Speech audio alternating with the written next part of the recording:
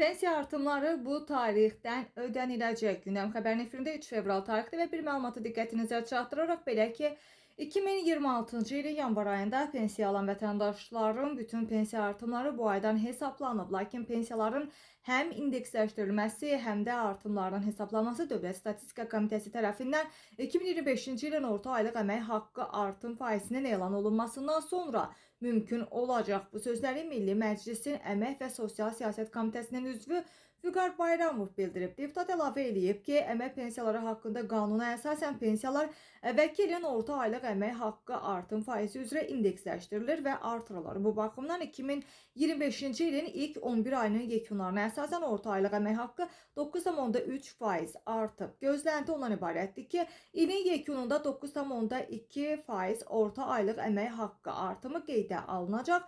Pensiyalarda həmin faiz üzrə indeksləşdiriləcək. Dövlət Statistika Komitəsi rəqəmləri elan etdikdən sonra cənab prezident tərəfindən pensiyaların indeksləşdirilməsi ilə bağlı sənəd imzalanır və beləliklə pensiyalar və pensiya kapitalı artırılmış olur. Yanvar ayında pensiyasını ala bilməyən vətəndaşlarımız üçün artımlar fevral ayının pensiyası ilə birlikdə ödəniləcək və məsələn, pensiya məbləği 500 manat olan vətəndaşların pensiyasına 9,2% artım tətbiq olunduqda artım 46 manat təşkil edəcək.